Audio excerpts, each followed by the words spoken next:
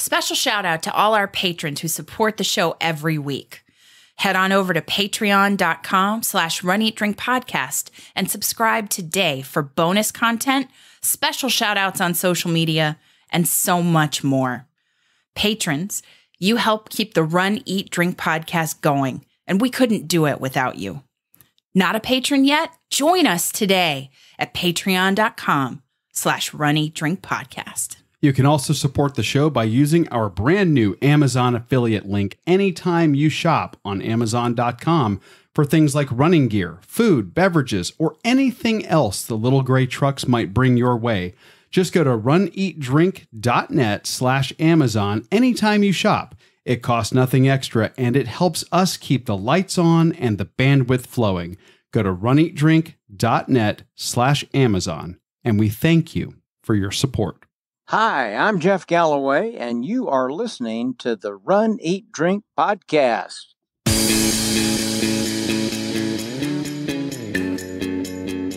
Welcome to the Run, Eat, Drink podcast.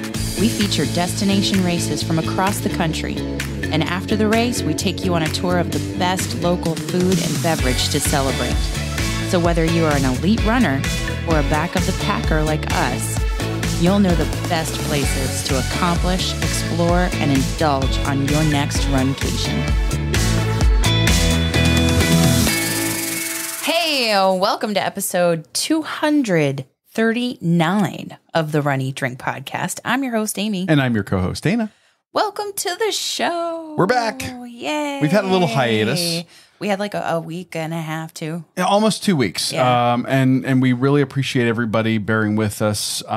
Many of you know we have a family medical issue that we are currently assisting with, and that has taken some of our time, and we've had to dedicate a lot more of our off hours to that end, and that means that something had to give, and it was the show and production and preparation. So thank you. We hope that this week's is going to make up for it.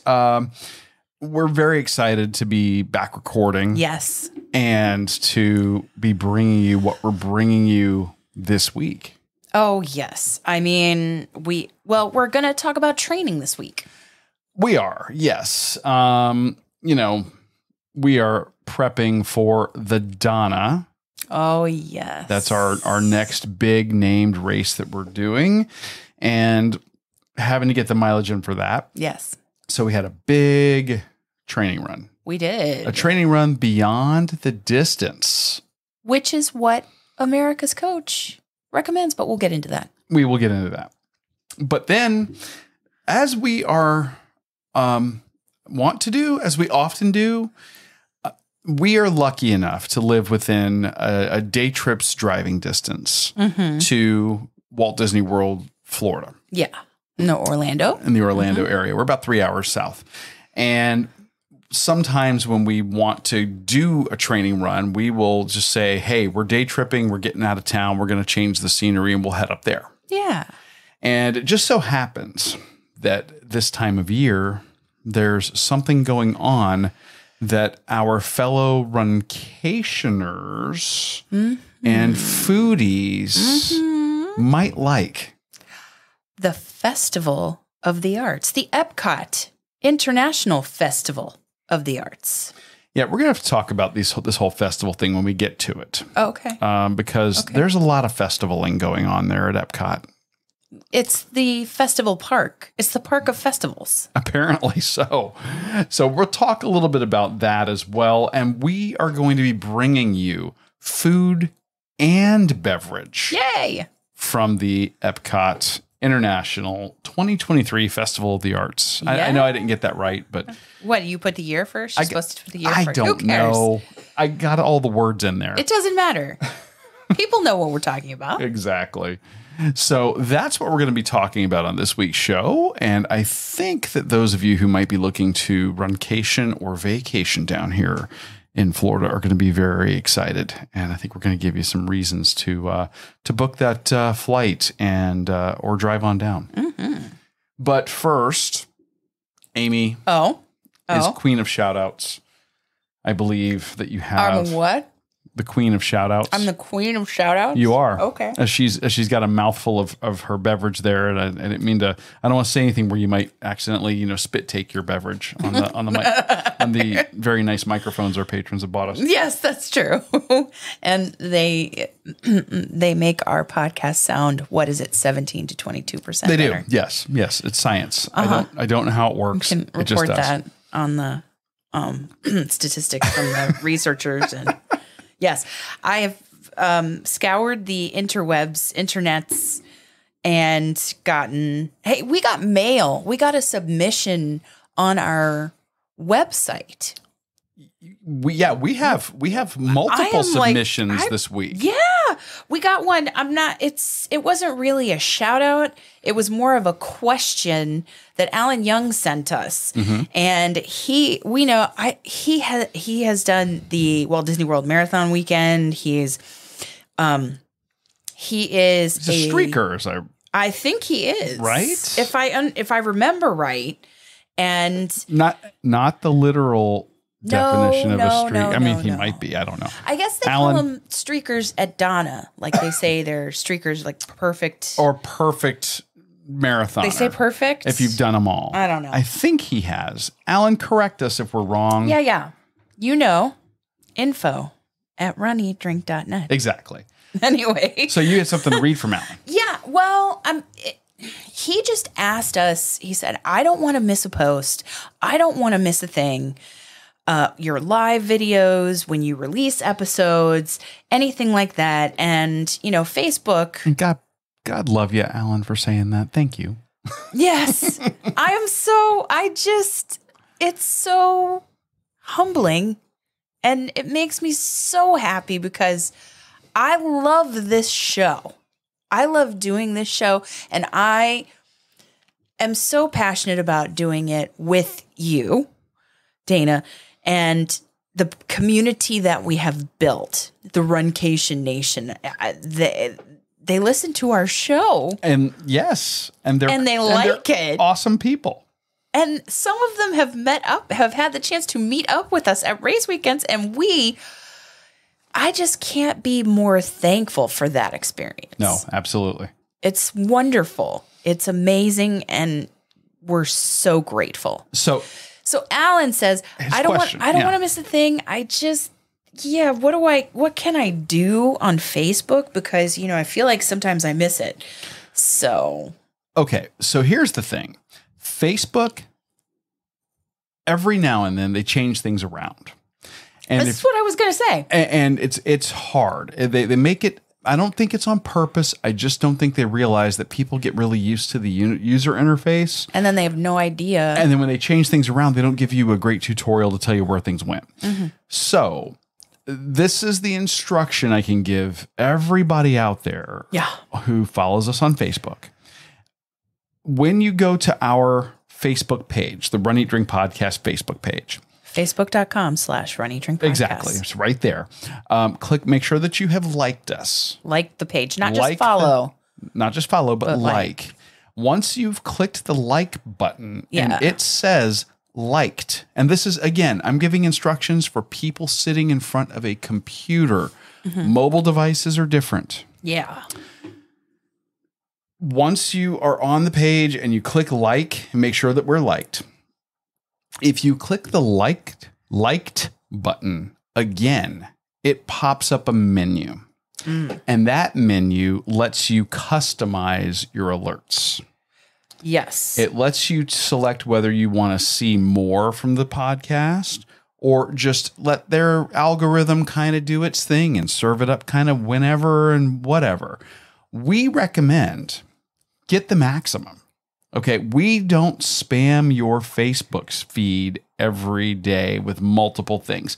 You're going to get, the occasional running, eating, and drinking thing from us, of course, because that's what we do. Mm-hmm. You're going to get a daily coffee meme. Of course. Because that's what Amy does. Sorry, she's all about the coffee. No. Sorry, not sorry. We are all about the coffee here. Yeah. When we talk about drinking, it's not just adult beverages. It is coffee. As well. And you're going to get alerts for our live broadcasts. Mm-hmm. You're going to get alerts for any special events. So we highly recommend you do that. Yeah. But log in on a computer, click the like button, and if you're already liked, click it again. So that you can customize your notifications. And then when you're done customizing, you've got to click hit update. Yeah, update. If you don't hit update, then nothing matters that you changed. Exactly. Apparently. Exactly. And on a mobile device, you don't get that many tweaks that you can. If you're just on a phone, it doesn't give you all the options. Doesn't give you all those options. And that's the weird thing. They've changed the Facebook interface on the desktop to be more like the phone. Yeah. But it's not. It's still different. There's still more things under the hood that you can do. Yeah, more customizations available. So I hope that that's helpful. And we hope that all of you do that, because we don't want you missing anything, whether it's our live streams, whether it's, new episodes of the show. And our episodes post every week when we post something new to the feed for the for our podcast feed. If you are subscribing in your favorite podcatcher, we also post it to our Facebook page. Mm-hmm. So for those that like to maybe have their Facebook page up and running and they hit play and they want to listen in the background, that's while there. Surfing. Yeah. And so that's definitely an option. And a lot of people do that. I totally get it. So, us included. We don't want you to miss out on that. So, Alan, thank you for your question. Yes. And we hope to see you at a race weekend really soon. Indeed. Now it's time for other shout outs. Yes. And I believe the first is going to be for our executive producer, Josh Osborne. Yes.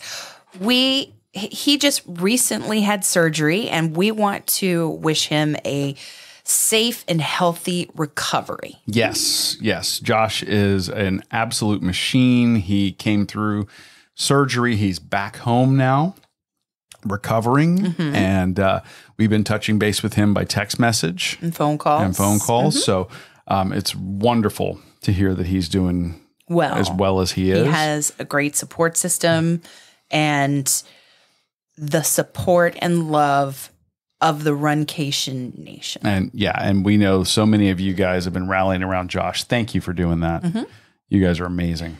And then he wouldn't be Josh if he didn't send in a shout out of his own. He did. And it's an audio one. Like we have got email and audio messages, so many more. And this is just the first month of 2023. Right. We're off to a good start. I love it. You guys are amazing. Keep it coming. And so should we play that now? We should. Okay, here we go. This is a very special shout out to the coffee crew, to the Runcation Nation, from the executive producer of the Run and Drink podcast. Wanted to say thank you all and each and every one of you for all of your support through this surprisingly good time for what it is. I'm very thankful for all of you, and I wanted to say this so everybody could hear it, because thanking each and every of you would just take way too long, but I wanted to say that I'm thankful for each and every one of you, and you all mean the world to me. I love you, and I hope you all have a great night, and we will talk to you soon.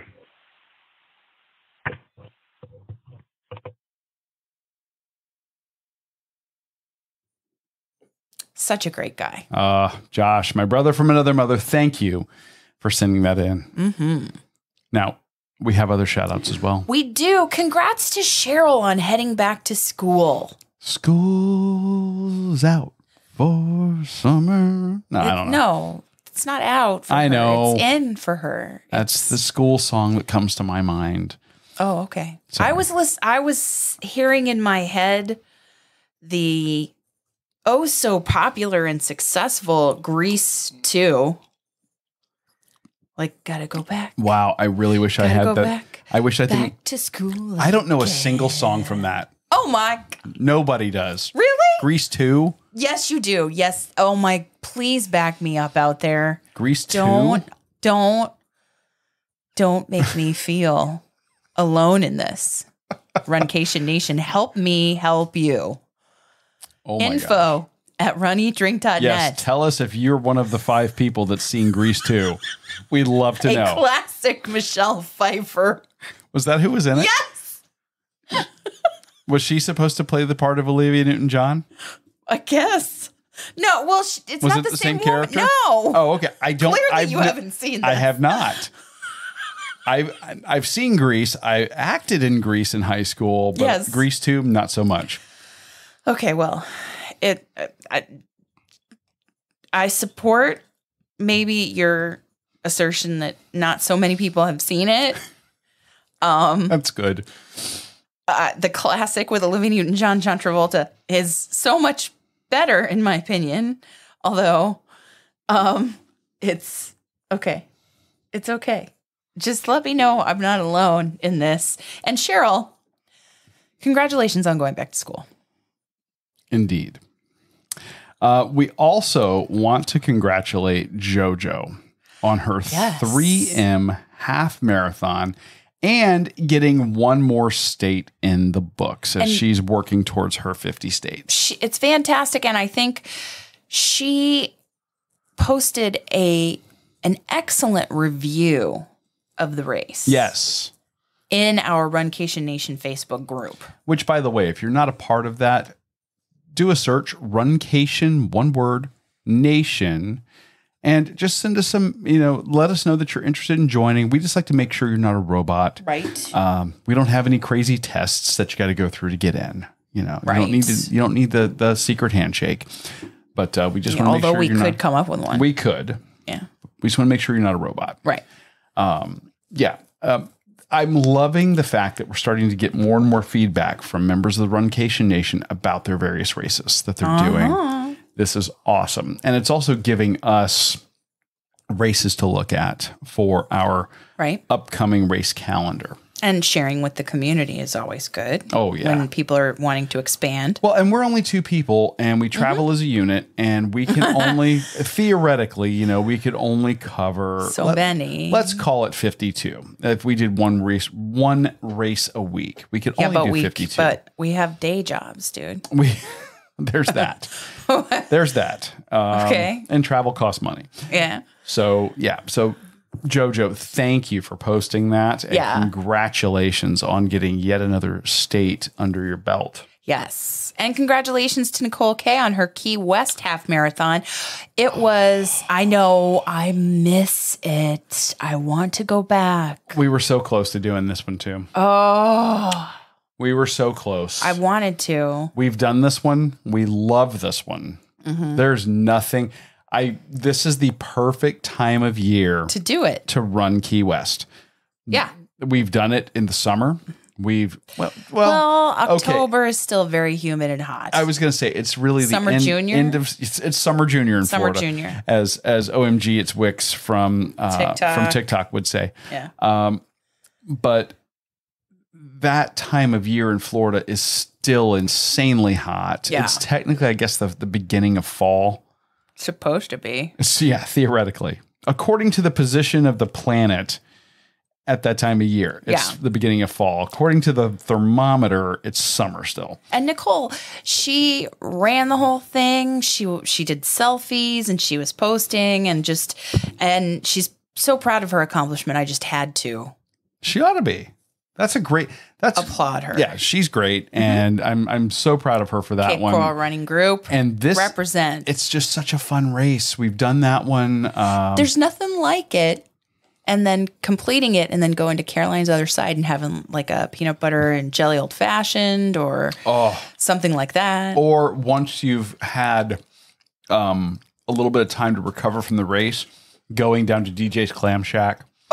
And having some lobster roll, a lobster roll, clam or strips, fried clam strips. Yeah, a clam strip basket, and people watching on Duval Street, or going to Amigos.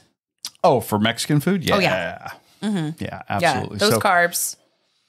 So if you go back and listen to old episodes, or you search on the website at runeatdrink.net, you'll hear us talk about some of these places. On the tail end of that race and the southernmost.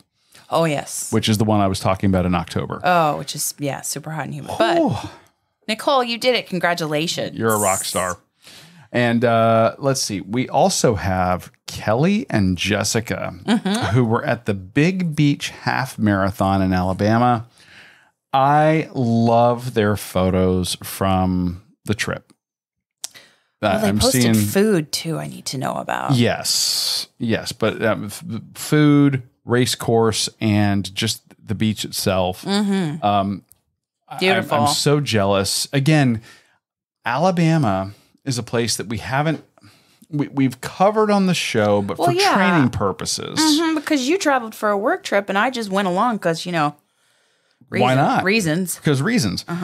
But to go for an actual race, we want to do it. We've been eyeballing Rocket City. This is another one that might be really good. We got to look at what their time limit is.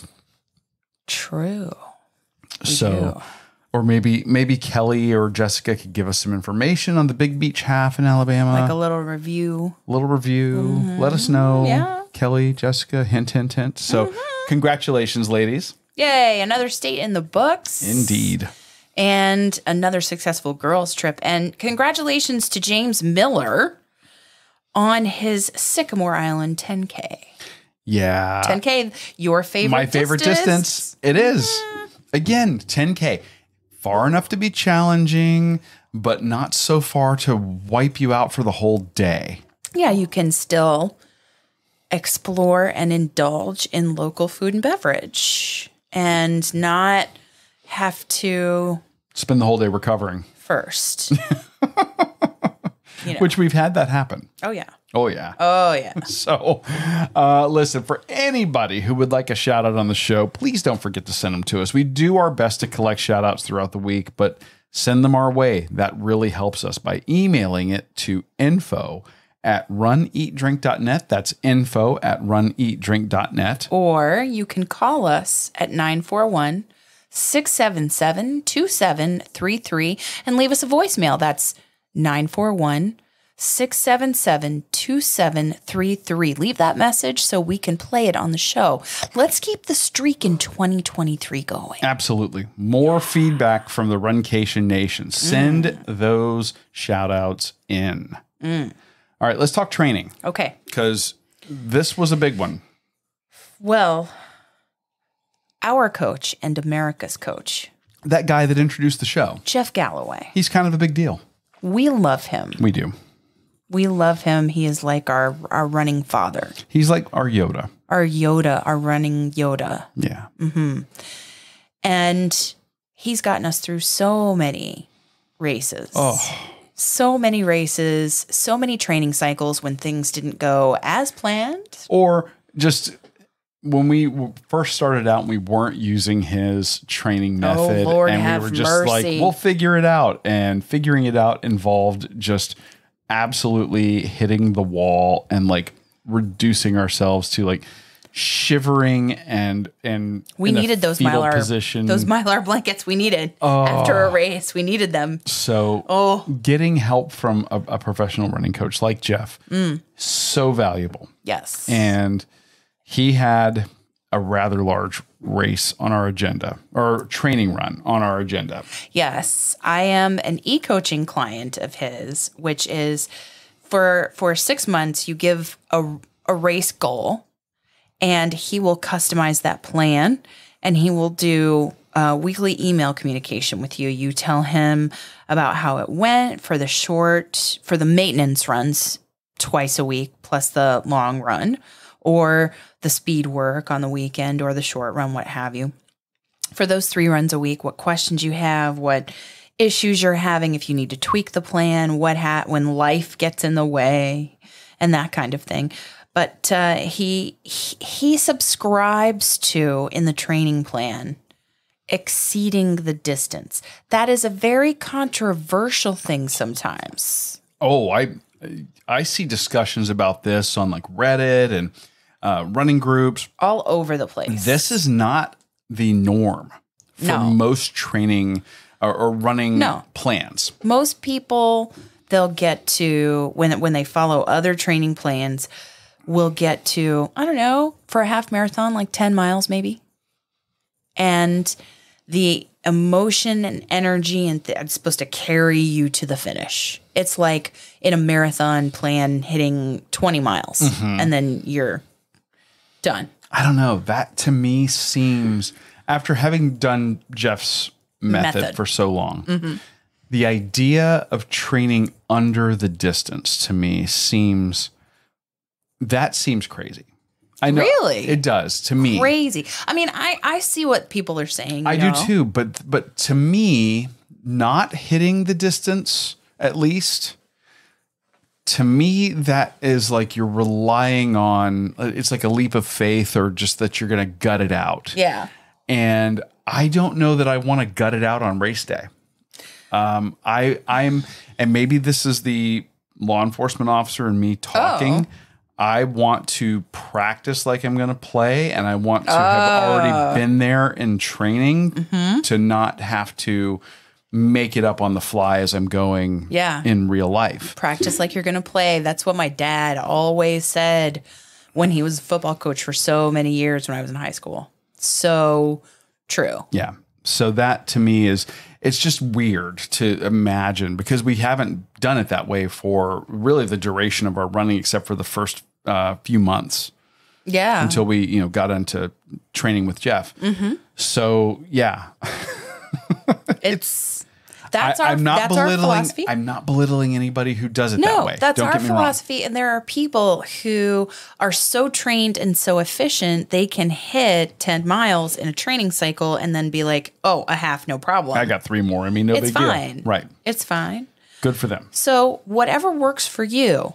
Well, it's like, on Letterkenny, don't they say, you do you, boo? Right. Yeah. Exactly. Okay. So whatever works for you and is safe and healthy and prepares you to achieve that goal. Yeah, but if you're looking at, let's say maybe you're a couch to 5K and you're looking at going to the next step to a 10K or a half, and you're looking at doing training. And by the way, we are not compensated by Jeff Galloway in any way, shape, or form. We just believe in it. We just have used it. We believe in it. It works for us. Yes. Totally. But be prepared. If you're training for a 5K, he's going to take you to like 6 miles. If you're training for a 10K, he's going to take you to probably 8 or 9. For a half marathon, he's going to take you beyond the distance. Yeah, for a half marathon, he regularly takes us to 16. Like that Disney, Hercules, go the distance? Right. You're going to go beyond the distance. Yes, you are. Yeah. Let's have Michael Bolton make that song for our training plans, whatever. I think that might be the first time we've ever invoked Michael Bolton on the show. I mean, let's go the distance. We should really at the end of the show, we should fade out to that now. I don't want to have but then we're going to cease and desist sued from Disney's attorneys. Yeah, just hear it in your head, people. Yes. Play it yourself. So we had a 14-mile training run scheduled, which takes us officially beyond the distance of the race. And we decided that we were going to take ourselves up to Disney and do it somewhere on property. Let's change the scenery. Yeah. I actually said to you, I was like, I don't really feel like pounding out 14 miles in the neighborhood. I just don't. The neighborhood is always reliable. Sure, it's flat, paved, mostly not well-traveled. It's near a well-known restroom. There is a clean, secure restroom on the course, and there are porta potties with all of the construction that we currently have. Both for new construction as well as construction due to rebuilding from Hurricane Ian. Yes. I think part of it for me wanting to change the scenery is the Hurricane Ian stuff. Here in the last few weeks, we still have mountains of debris here in Cape Coral. It is true. They look like mountains. Those sites where they stage the debris. Yeah. So it's gotten better in the neighborhood. Our neighborhood, for the most part, now we're very lucky. We are fortunate. I know some people who've seen the video that we've shared and photos. We had major flooding here and a lot of damage in our area of town. We're lucky. We're kind of at the point now where all the roads are cleared, all the wires are back up. most of the construction is now on homes in the lots. So there's nothing like spilling over into the roads. For a few weeks after, we had a hard time running because... And we talked about that on the show. Yeah, because of the big piles of debris.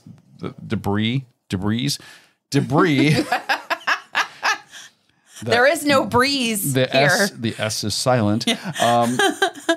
But, you know, wild animals, other issues that were going on, you know, and just the post-storm grossness. Yeah. You know, with the sewers and the porta potties and all that stuff. So we're now kind of back to normal for that part. But there's just a lot, like, you know, I think like 88% of houses in our city had roof damage. So every house is getting worked on. Yeah. Basically. But we're back to where we can actually function. But you wanted to take it away from there, and I think... I'm sick of seeing it. You know... You know? Yeah. You just want some different scenery. Yeah, and something positive and to take your mind off of it. And again, we're pass holders. We're within 3 hours. So we're like, we're going up. We'll do an overnighter. We're going up. So we headed up to Disney, got a hotel, and we decided we were going to do laps around Crescent Lake. Well, the Epcot resort area has a running path. It is pretty. It has clean, secure restrooms all along the path. It is... the view early in the morning is just beautiful on the Crescent Lake. Yeah. 100%. So beautiful. I just, why not? Why not? Right. So we were able to do it. We got up there. We decided we were going to do this. Crescent Lake is that area. Like you said, the Epcot resorts. It's the boardwalk.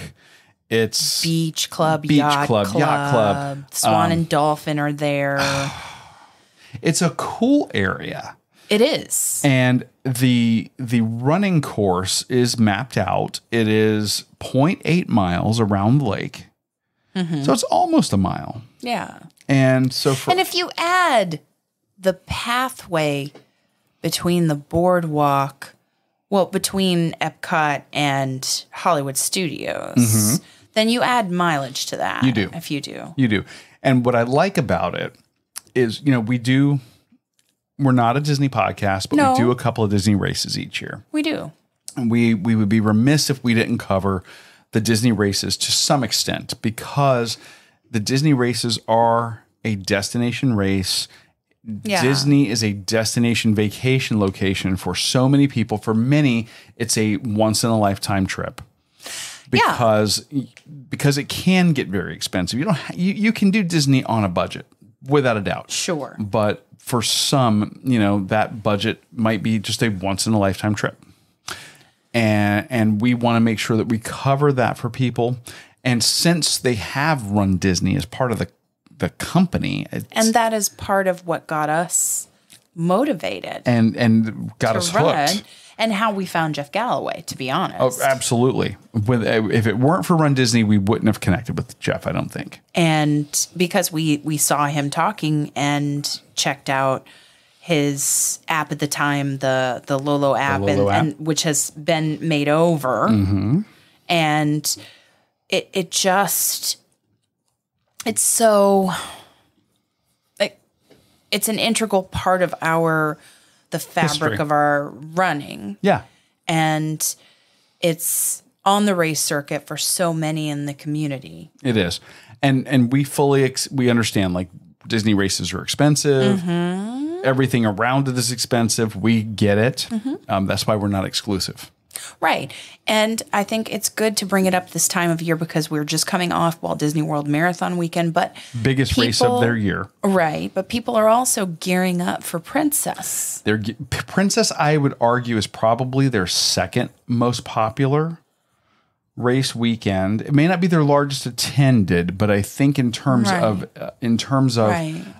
excitement around it, I think that it has bigger excitement and buzz, especially among female runners Sure. than even Wine and Dine. Which is I see far more traffic about it than I do Wine and Dine. Well, and I mean, like Wine and Dine is ours. It's kind of on brand. It's a sentimental favorite to us. Oh, sure. Yeah. So Little column A, little column B. yeah. So in a nutshell, that is why we take training runs to the property and why we cover that topic from year to year. Absolutely.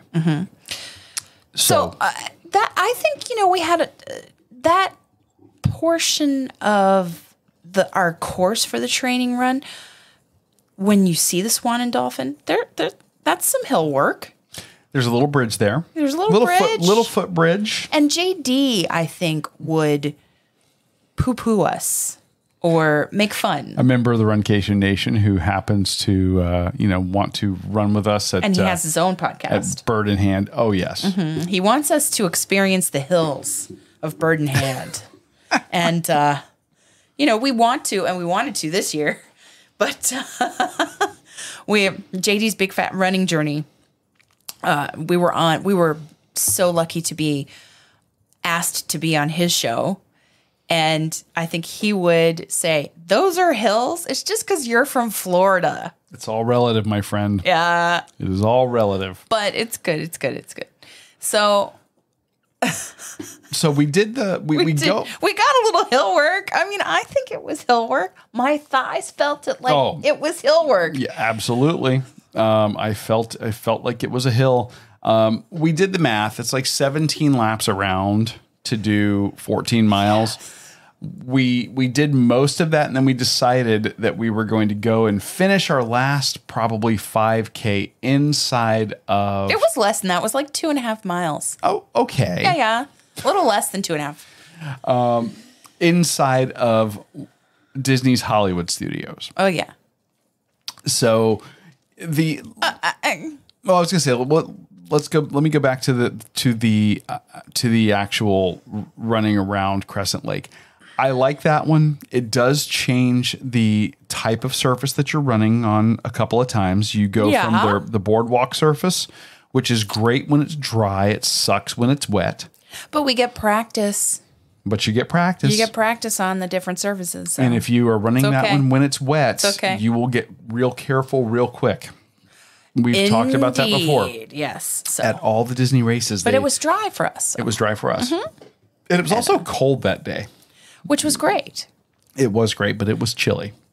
Florida chilly. It was Florida winter. I love cold weather running. I know. I love it. I know you do. Just saying. So we did the vast majority of our run there. We decided to take that from there into the park proper. We did a few laps around the park proper over there at Hollywood Studios. I like that we get to run that little segment between Boardwalk and Hollywood that is on the race course. I always lament this part of the course. When we lament it? I do, because that is a section of the course that narrows greatly. Oh, you're talking about during an actual race, the segment that goes by the water between the boardwalk and Hollywood. This is you're usually in about mile 11 at that point. Sure. For a half marathon. Sure. And that strikes me as the world's worst place for people to start jockeying for position, because on your left is the water, and there's a big railing, and there's nowhere you can go. And on the right, there is some grass, and it's kind of at an uphill grade. And if people want to pass, they should theoretically pass on the left side. Runners should be on the left, walkers should be on the right, or slower runners. And it's really only wide enough for maybe 4 people abreast. Across. And even then, that's tight. So when I see people at this stretch trying to jockey for position, it is really tough, because most of the time they're not adhering to good runner etiquette. They're passing on the right. They're doing things they shouldn't be doing. it's a bad location to be doing that. So that's just, my commentary on that area for the run. Right. So, and sorry. I get it. And I agree. I'm with you. But we accomplished our goal. Oh God, yes. Yes. That was listen, I was hurting after that 14, but I was so glad to get it done. Because I believe in what Jeff talks about in terms of increasing your confidence so that when you get to that start line, you feel, I've done this distance. I've done it. Mm-hmm. And yes, there may be unexpected hiccups along the way, especially on a race course you have never done before. But to have that confidence of, I have done the mileage is absolutely a win in your favor when you go and attack that distance on race day. Yeah, there's a psychological component there that is, I think, difficult to measure. And I think, I think that you walk in with a subconscious confidence. You may not feel it initially. Great. You may not feel it initially on the surface. Because there's nerves. There's always especially nerves. If it's your first official race at that distance. Or big race. Mm-hmm. Yeah. But I think that when you've been there in your mind and you've been there in training, you don't rise to the occasion. You rise to the level of your training. You've talked about this to the level of your training. In terms of your job, you talked about this. Yeah. But there's no such thing as rising to the occasion. You fall back to the level of your training. So for me, that's why I think it's so valuable. Or can you say you rise to the level of your training? That's not what we say. That's not what you can say but okay. Fair. Carry on. So, yeah, I think that the 14 miler was great. And now as we're staring down the barrel of Donna next week as we're recording the show. No, come on. It's good. It's so awesome. Oh, I know. But I mean, I have the distance looming. You have the distance looming. Yeah. It is nice to know that we have got that distance under the belt. You got it. That makes all the difference to me. Yes. So I think it's absolutely worthwhile. I would highly recommend anybody, if you are, again, couch to 5K. Jeff, by the way, has training plans for all distances. He will do customized training. His app has them. His app has it built in, right? From drills to on-demand training runs to and I think that app is only going to get better over time. Yeah, the new app I think is super cool. Mm-hmm. And I would highly encourage people to check it out. Yeah. You can just search your favorite app store for Jeff Galloway. Should pop right up. If you search Jeff Galloway, it's going to come up. It should pop right up. Yeah. So 14 miles is in the books. We got it done. Yeah. Did it make us hungry? It absolutely made me hungry. I knew it did. That's why I said it. So when you're at Disney and you've done a big run, of course, and there's a festival going on, and this in particular happens to be one of the prettiest festivals going on. Yeah. The 2023 Epcot International Festival of the Arts. Yes. And it's going to be going on during Princess Weekend. So this is a nice little preview. Okay. So this is what I was alluding to at the beginning of the show. What is the deal with all these festivals? What do you mean what's the deal with all these festivals? Every time you turn around, Epcot's got a festival. It's like 365 days of festivals. Okay. Well, Almost. It's not exactly because they have staging days where they don't in between. True. They have so this is the beginning of the year and they have Festival of the Arts. Which has just begun. And then heading to March, they have Epcot Flower and Garden Festival, which is your favorite. That is my favorite. It is the most beautiful of all of them. And then in July, they launched the longest running one ever. That one just got bigger and bigger over time. It wasn't always that big, but that is the Epcot International Food and Wine Festival. Yes. And that goes for like half the year. Yeah. And then you get, did we mention Festival of the Holidays? And then there's Festival of the For like Holidays, 2 weeks. which is the shortest one. Yeah. It's not really for 2 weeks. It's like a month. It's like a month, really. Really, to be fair. But Epcot's 2023 Festival of the Arts running January 13th through February 20th. Okay. Through 20th. Are the Princess Runners going to miss that? Oh, crap. Well, so as this episode is dropping, there is still plenty of time to get your, grab a quick flight, head down, check this out. A lot of times when we cover stuff, we cover it after the fact. So I'm happy that we're covering it while it's still happening. Well, if you're there early for Princess, then you can get this festival. There you go. If you're there early. I'm just going to say that. I can't believe I screwed that up. Now, with most of the festivals, they are typically themed around a country.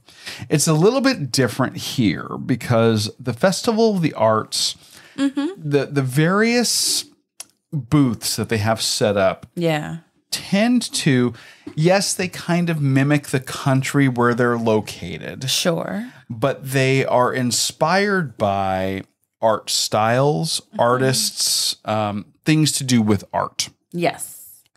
And whereas at the festival of at the Flower and Garden Festival, for instance, everything is about the flower and garden, the topiaries, the decor of the actual ground. Characters in the gardens. Yeah. I think this one has the prettiest food. Because you also wait the longest to get it because they're making it pretty. Okay, I'm glad you brought that up. This is not a negative, but it's just something for people to be aware of. Yeah. Lines are longer and slower at this festival than any other festival. Because Festival of the Arts, you're so pretty. You are so pretty. Yeah. Because they are absolutely giving you an Instagrammable plate. It's true. Every time. Mm-hmm. And it's frustrating. Well, but good. But totally worth it. But good. Totally worth it. And we did taste our way around the World Showcase. Pretty much. And we have for you 2 countries to bring to you. The first is Germany. It's not countries. Well, first is in the Germany area. It is in the area of Germany. So geographically, just to explain or describe where it is on the World Showcase, it's Germany. Yes. Okay. But it's called the Pastoral Palette. Yes. And in this, we recorded a hot take of both food and beverage items. And I was very excited. Germany. I think you're going to like it. Check it out. Runcation Nation, we are coming to you live from the Walt Disney World Epcot Festival of the Arts 2023. We have made our way around the World Showcase. We're in the back half, the back 40. We're over here near, kind of in between Germany and heading towards Italy. And we are at the Pastoral Palette. Yes. So at the Pastoral Palette, which is known as Germany, hearty dishes inspired by timeless Bavarian folk art. Nice. Yeah. So we have red wine braised beef short rib with parsnip puree, broccolini, baby tomatoes, and aged balsamic. In addition, we have the wild boar cassoulet with duck confit, ham hock, and wild boar sausage for dishes. And then for beverages, we have the Three Daughters Brewing Rosé Hard Cider, and we have the 8-1 Bay Brewing Blonde Ale, the Rosé Blonde Ale. Okay. Well, let me try this blonde ale here real quick. First of all, just at first glance, this is from blonde on the border of heading to brown. It's got a hint of rosé color. like a sunset almost. Ever so slight.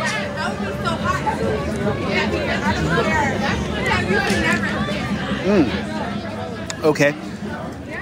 Light body, heavy carbonation. It's got sort of the tannin, the kind of mouth drying kind of feeling of a bitter finish. And a little bit of a bitter finish. Yeah. That kind of evokes the flavors of rosé wine to a certain extent, but without being super sweet, overtly sweet. Yeah. That's very pleasant. It's a little bitter. I think that people who like a sweeter or breadier beer may not gravitate towards this one immediately, but it's very good. Well, okay. Yours has a pinker color. It is quite pink, like the pink. Looks like rosé, like your sunset. Yes. So we have sunset colors in both of our offerings, and it smells of rosé sweetness. Lots of carbonation, and it's just, I mean, it is a cider without being super, super sweet. It is sweet, no bitterness at all, no hoppiness at all. It's a cider. Okay. Let me try this. I like the carbonation. Definitely smells like a rosé.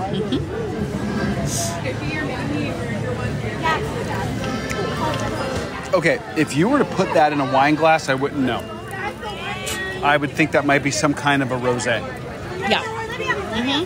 With higher carbonation. Yeah. So I like it.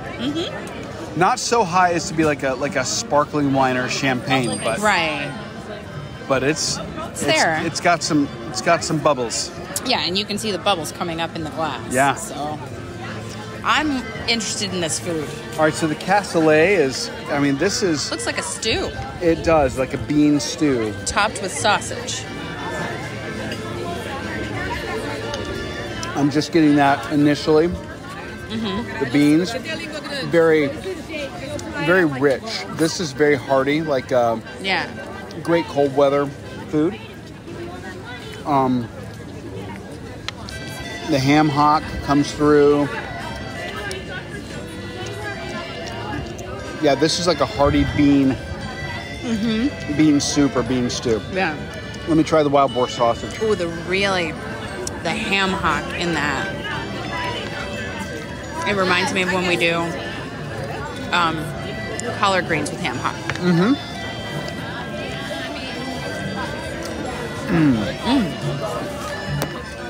The sausage has a great flavor, a little bit of gaminess to it. But not too much. Not too much, but I know, well, that's what I felt like. The sausage is a bit dry. But great flavor. Maybe that's on purpose to get you with like if you have the perfect bite here like this. Maybe.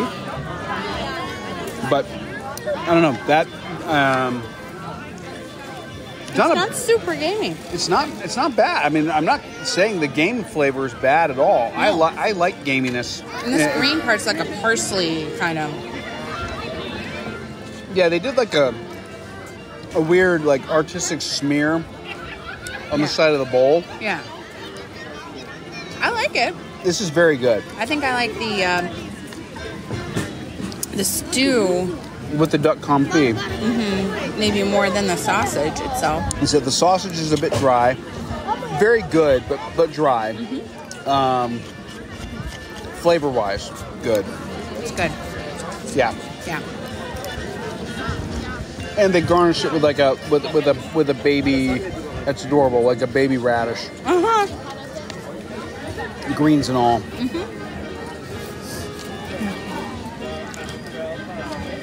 Let's try yours. Yours looks amazing. Just short rib. You get a nice, healthy chunk of short rib there. Oh. You need no knife with that. That's a good sign. And the potatoes look... It's a parsnip puree. The parsnip puree looks absolutely silky. Yeah. Oh. There's a sweetness to the parsnip puree. Oh, that's fantastic. Okay. The short rib is really tender. Very nice. The broccolini is delicious. Cooked perfectly. It's got a little bit of crunch left to it. Hasn't been cooked to death. I have a different yardstick when I do these, when we do the assessments of these or food trucks. It's how do they turn this out to such a large audience, and how's the quality going to hold up? Right. They've really done a nice job here.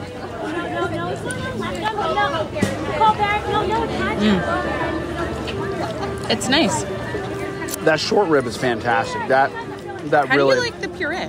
The puree is surprisingly good. I'm not a huge parsnip fan, generally speaking. Like we've had it on occasion, but not too often. In the time we've been together in 25 years. But they've added something to it to give it some sweetness. And the puree is very silky. The texture is just, it's hearty. Very rich. To get the meat, and it's like a meat and potatoes dish. Yeah. I think that of the two dishes, this is my favorite. Yeah. I would say the same.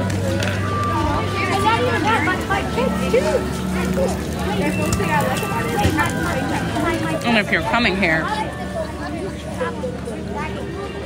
I would say I would get this one. I would say I would get the short rib. Yeah, I would say skip the cassoulet, go for the short rib. The cassoulet is good in description. I think the execution, it's not really a swing and a miss, but in terms of value, I think you're getting a better value and a better overall dish with the... Did you get some of the aged balsamic with everything? I did. Oh, it's yeah. so good. The balsamic drizzle, that gives you that tartness and a little bit of sweetness. Yeah. I would say this is the winner. Yours is the winner here. Again, this one's worth checking out. Pastoral Palate over by Germany. More to come. Yeah. Now, see, I thought you were going to come away and say the wild boar cassoulet was your favorite when we read the menu. I love before we even had it. I love wild boar. Yeah. We even have wild boar in our freezer here at home. Yeah. So, yeah, I thought so too. Braised. Okay. Short rib. Love it. Hard to beat. Love it. Whether you make it as an ingredient in a burger, whether you braise it, whatever. I love short ribs. Wow. And so pretty. I used to make a short rib dish that was just dynamite. And okay, Black Forest cake. Well, yes. Chocolate and cherries. We really needed to have that in this whole scenario, and we didn't. I know. And I'm sad. But that we didn't. But you never liked sweets anyway. But we have since gone back and had it, and we went with friends. We didn't record it. It's ridiculous. So, chocolate and cherries, what a great combo. It is good. And I think that chocolate and cherries could be good in a beverage too.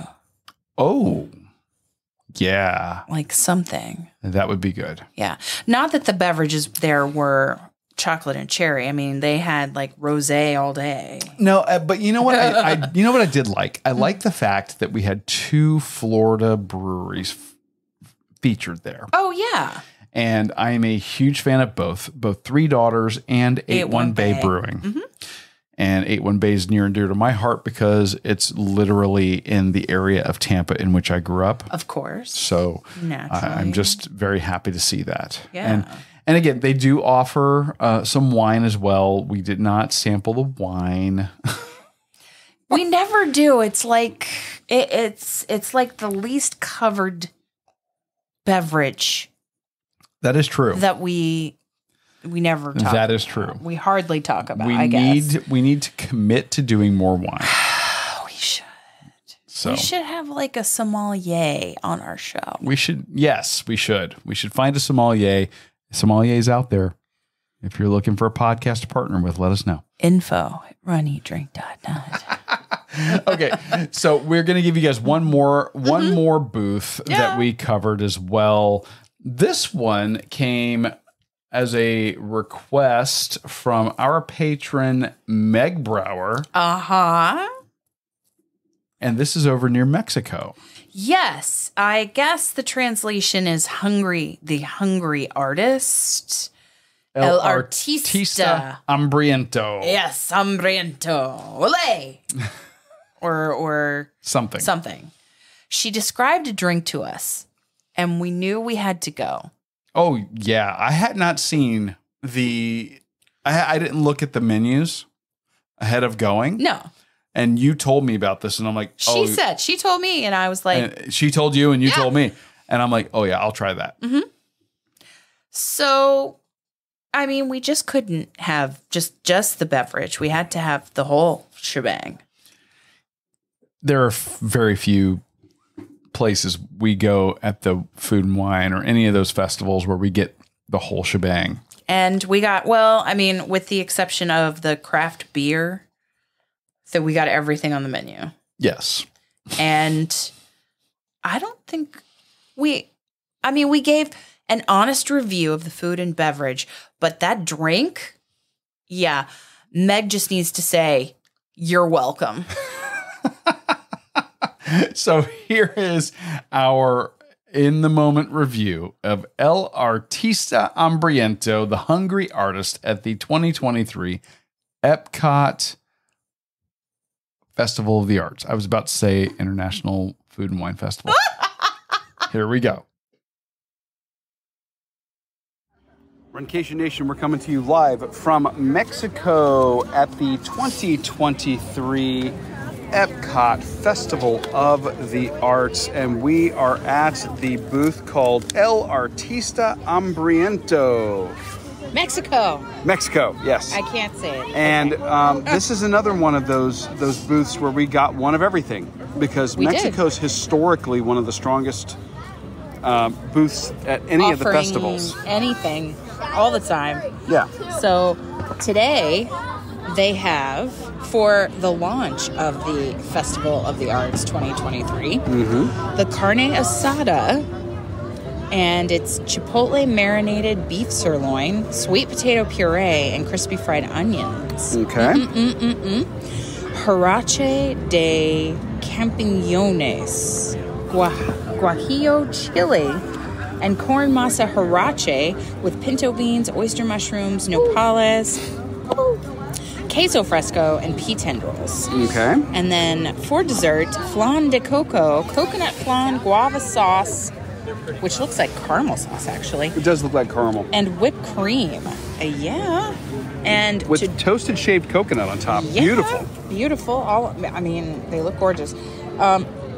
We also have to drink the Las Californias, which is Tromba Blanco tequila, strawberry lime puree, and Las Californias citrus Mexican gin. I'm very curious about this one. And then by request for a member and patron from the Runcation Nation, Meg Brower, she requested us to try the Bonbon Margarita Marshmallow, which is illegal mezcal reposado, marshmallow cordial, lime juice, agave nectar, and a hint of coffee and elderflower served with a toasted marshmallow. Now, see, that's right up my alley. Yeah, but I ordered it. All right, so you're doing that one. So give us a taste. She's diving into the drink first. Oh, marshmallow to the hilt. Even in the drink. Because your nose is right in the toasted marshmallows. You're smelling the toasted marshmallows, but also it's the marshmallow cordial that is prevalent in that drink. The sweetness is not too overwhelming. And you would get like smokiness from. Get your own. Oh, that's good. Just get your own. Get back in line and get your own. That is stupid good. Everybody needs one of these in their lives. That tastes like a toasted marshmallow. Yes. Oh my gosh. Like, it's not the mezcal will overpower in a lot of drinks. Mezcal, okay, I'm a huge mezcal fan, as everybody knows, who's been listening to the show for any length of time. Of course. Mezcal, depending on the brand, can have such an overpowering Smoke. and sometimes almost like a kerosene flavor. Yes. And that is so mild and so perfectly balanced. It's fabulous. Okay, but I want to try this. Now, they even changed. I had it yesterday. You had this one yesterday? We're getting intelligence that the strawberry one is amazing from someone who tried it yesterday. I'm excited. Okay, let's give this a shot. Sorry, are you on the phone? We're recording. We're recording for our show. It's okay. Yeah, oh, you're fine. It's good. The beer is awful. The beer is not good? You don't recommend the beer. Okay. But the strawberry, you're all for. Okay. Oh my gosh. Yes? Okay. Yes? I've never No? had Mexican gin. Okay. This is delicious. This is dangerous because you wouldn't know there's alcohol in it. Really? Yeah, try that. Okay. That is so tasty, and it's just strawberry. I mean, the strawberry comes right through. Tastes like fresh strawberries. It's tangy though too. Yeah. I like the salt on the side, like the dusted part of the. Yeah, they give you this really interesting, almost like a tulip-style glass to serve it in. It's really nice. I like it. And the gin is not too floral to overpower the strawberry and the salt. And gin can be such a varied flavor profile because it just depends on what botanicals you put in it. I like it, but I'm partial to the marshmallow That marshmallow thing's ridiculous. beverage. But I like them both. I say you get them both Okay. if you come here. They're both very strong offers. Yes. Let's talk. What is your podcast called? Oh, we are the Run, Eat, Drink podcast. Yeah. We're on Apple Podcasts. We're everywhere except for Spotify because sometimes we do video. Okay, are you on Audible? So, are we on Audible? I think we are. Yes, I Yeah. believe so. Yeah. Thank you. Thank you. We hope that you listen and like it. Thank you. All right, so let's. Did you enjoy You the too. festival? Thank you. Thank you. You too. So the beer's a skip is that no. one. So usually the Mexican craft beer is like a lighter beer. Yeah. Yeah, This that was what I one- was expecting. Yeah, and I was not expecting this when I ordered it, and it's so hoppy. It's almost Very like hoppy. a stout to me, but it's not as smooth. Ooh. Okay. Okay.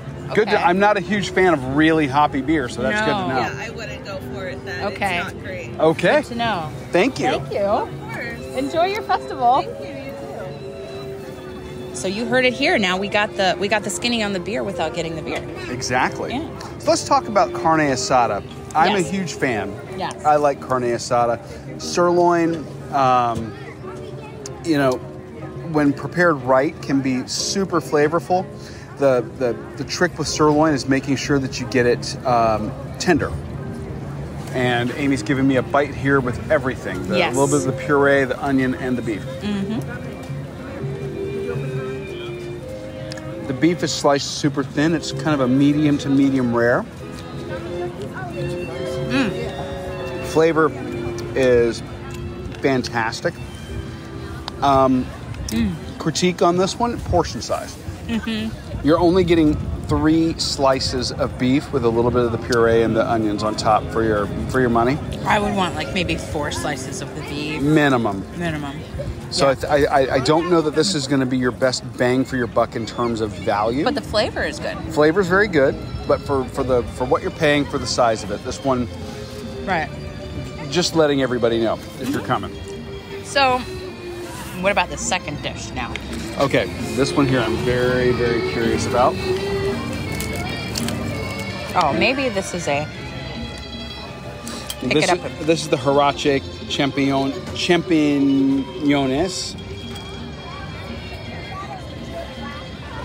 So the Huarache is basically like fried dough or fried, fried. It has like a tostada flavor. Yeah.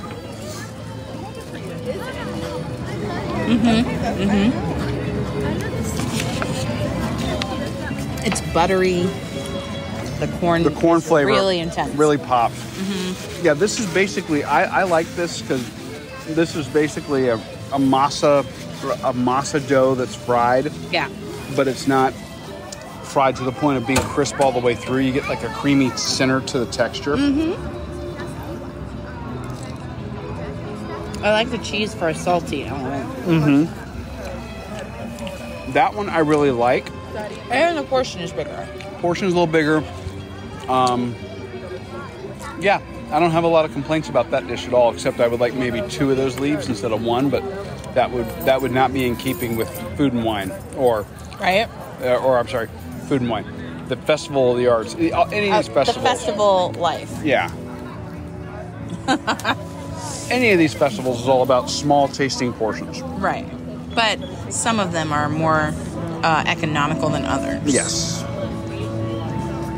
Okay. Last but not least, we are moving on to dessert.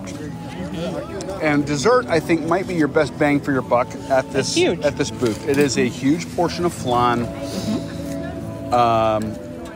I love flan. I love guava. This, I have no doubt, is going to fire How do you feel about coconut on all cylinders. I love coconut. Oh, yeah. Oh, it's great. Yeah, there's nothing wrong with that. You got the sweet, fruity element from the guava. The guava also gives it a little bit of acid to cut through the creaminess of the flan. And the toasted coconut slivers.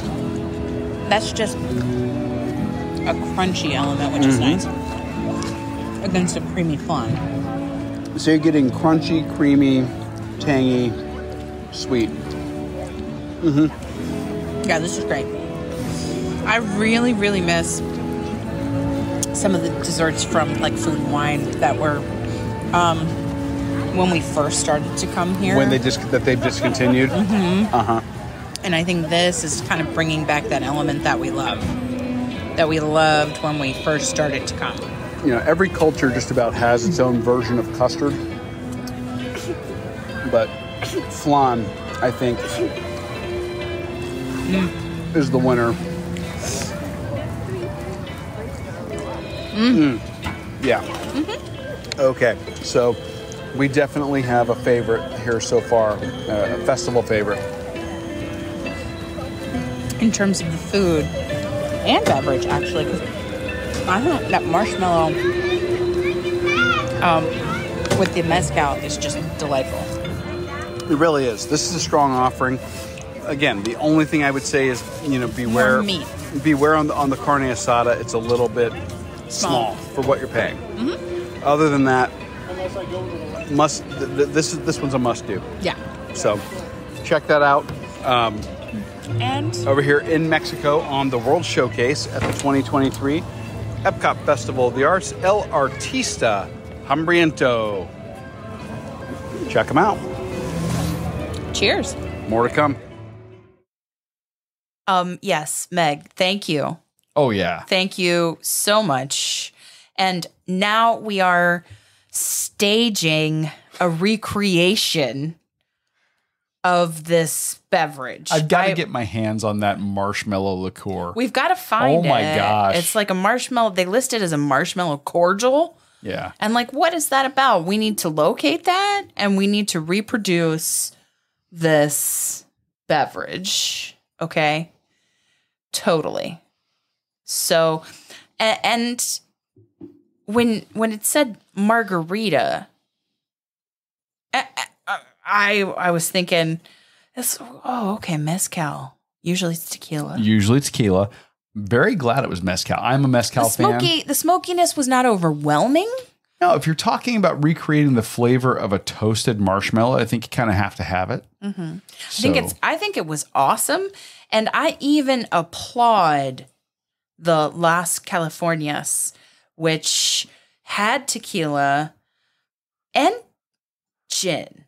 Right? No? Yeah, it had the Mexican gin. Yeah. That one which was unique. Really good. And it wasn't too floral. Not at all. Which can be the danger in gin for me. Or too earthy. Some gins are super potent. Like just overpowering. Whether this one is not that overpowering or they just did a really good job at balancing it. Yeah. I'm not really sure, but I can tell you that Las Californias is absolutely worth trying and checking out. It's good. It is good. It's good. It's good. Okay. Now, so I think these are two booths that have options that were worth highlighting this week. Oh, 100%. And there's more that we will share with our patrons. Yes, patrons, you're going to get some exclusives in your feed this week. Keep an eye out for those. Yep. We are super excited to bring them to you. We did the research. You guys know what to do. Get on a plane, get in your car, get down to the Epcot Festival of the Arts. For sure. For sure. And we're not going to steer you wrong. And I think, while this concludes this week's episode content, it does. Next week, I think we're going to tease a little bit for Donna. We are. I think that as we are looking down the barrel, so to speak, of the big race, the first big race of 2023 coming up. For us. We want to kind of tease a little bit about the weekend. We want to talk about some places we're hoping to maybe check out, old favorites to revisit, new places maybe we'd like to explore. Yeah. And we're hoping to get you guys really charged up for what we think is one of the most amazing race weekends that you can possibly attend. And if you happen to visit the Jacksonville Beach area, places you must explore and indulge. 100%. So that's going to be next week. But before we go, we want to thank Fitz Kohler, the newest sponsor of the Run, Eat, Drink podcast. Her course, Fixing Your Life with Fitness, is an in-depth course with over 5 hours of content that will change your life for the better in every way. It's broken down into 8 powerful modules, and it's going to make your life better. She is real. She's practical. She's honest. She pulls no punches. It is what she teaches works. She does. It works. And now that we've finished the course, we're starting to incorporate different aspects of the course. Her workouts, like her workout for runners. That's a big one that you're doing right now. Mm-hmm. And I hear you grunting and sweating. And I go in and I watch it and I'm like, oh, I am not there yet. What do you mean you're not there yet? You need to get there. Yeah, I do need for that one. But no, I'm lifting weights. I'm doing other stuff. But watching you doing, like, hers is like I guess you call it plyometrics or calisthenics. And I'm like, because it involves the box. Yeah. And I'm like, oh, no. Well, it's not like jumping on the box. No, I know.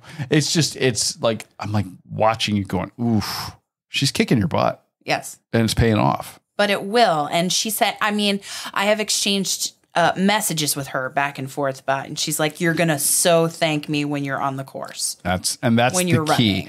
That is the key right there. Mm-hmm. So, she challenges you.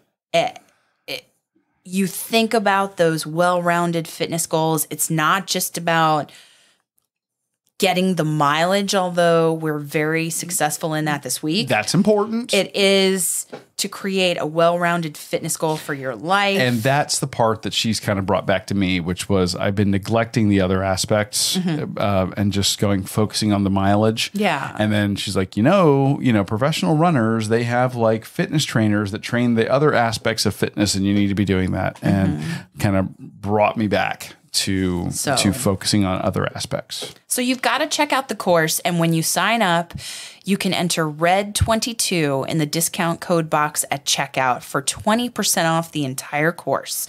And the discount code, which is again RED22, it will work on her fantastic book, My Noisy Cancer Comeback, as well. A centerpiece on the Run, Eat, Drink podcast set, if you ever watch any of our live streams. So thank you, Fitz, for sponsoring this week's show. We will put a link to the course in our show notes. Check out the course, Fixing Your Life with Fitness, at fitness.com. Thank you for joining us in 2023. We're glad to be back with you this week after a hiatus. Thank you for your patience. Thank you for joining us on your long run, your commute to work, around the house, or wherever you are. I'm your host, Amy. And I'm your co-host, Dana. Stay safe and well, and we will accomplish, explore, and indulge with you really soon. Thanks for listening to this week's episode of the Run, Eat, Drink podcast. We're having another great year thanks to your support. Don't forget to follow us on Facebook and Instagram. We're at Run, Eat, Drink Podcast. And on Twitter, we're Run, Eat, Drink Pod. You can also give us a call at 941-677-2733 or send us an email at info@runeatdrink.net. Visit our website at runeatdrink.net and click on the subscribe link so you don't miss a minute. Find out how you can support the show at patreon.com/runeatdrinkpodcast. Accomplish, explore, and indulge right along with us. We'll talk to you next time.